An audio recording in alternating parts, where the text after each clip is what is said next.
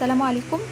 النهارده ان شاء الله هنعمل الحواوشي بس بالعيش البلدي مش بالعجين. احنا قبل كده عملناه بالعجين، هنعمله النهارده بالعيش البلدي. بتسموه بقى حواوشي، عيش بلحمه، على حسب ما بتسموه في بلدكم. الحواوشي اللي انا عاملاه بعجين هسيب لكم اللينك بتاعه في الكومنتات لو عايزين تشوفوه. بيكون من بره مقرمش ومن جوه طري وطعمه حلو جدا.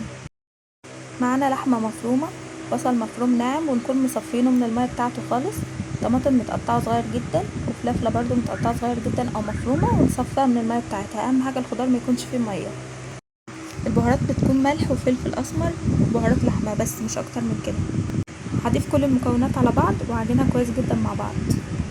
هتجيب العيش البلدي او العيش الابيض، العيش الشامي، اي عيش انت بتحبيه او بتفضليه، وبعد كده هتتنيه بالنص بنفس الشكل اللي انا عاملاه دوت.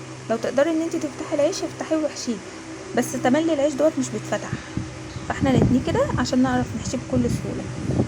هتفتحيه بالمنظر ده وهتحطي الحشوه جواه وتفرديها كويس جدا. ما تحطيش طبقه كبيره عشان اللحمه تستوي، لان اصلا العيش مستوي فمش هياخد وقت في الفرن، عشان ما يبقاش العيش ناشف ومحمر قوي واللحمه من جوه نيه.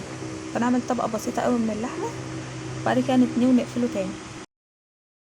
انت ممكن تحطي مع المكونات اصلا فلفل حامي او شطه، بس لو في ناس مش بتحب الشطه عندك تقدري ان انت تضيفي الشطه باودر كده فوق اللحمه لما تحطيها جوه العيش.